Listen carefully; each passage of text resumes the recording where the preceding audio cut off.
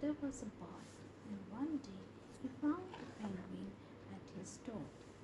The boy didn't know where it had come from, but it began to follow him everywhere.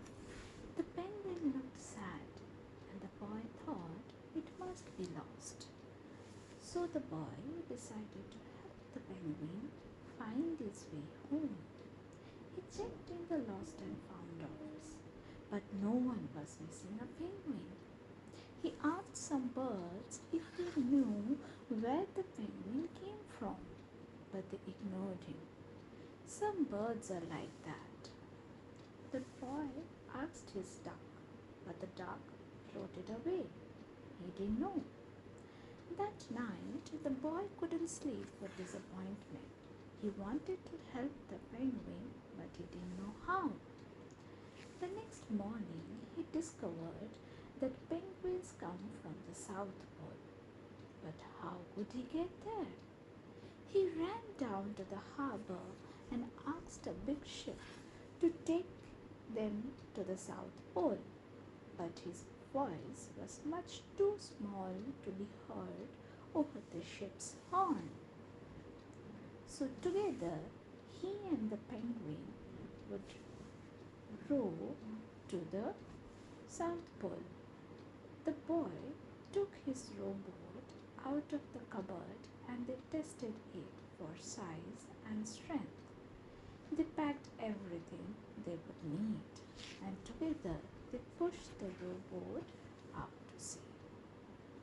They rowed south for many days and nights, with the boy telling stories all the way. The penguin listened to everything that the boy said.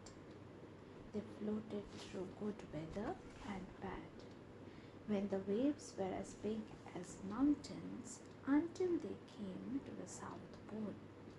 The boy was delighted, but the penguin said nothing. Suddenly, it looked sad again as the boy helped it out of the boat.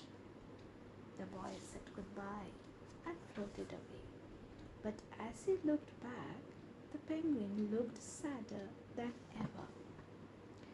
It felt strange to be on his own, and the more he thought, the more he realized he was making a big mistake.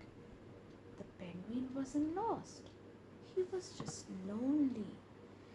Quickly, he turned the boat round and headed back to the South Pole as fast as he could. At last, he reached the pole again. But where was the penguin? The boy searched and searched, but he was nowhere to be found. Sadly, the boy set off for home.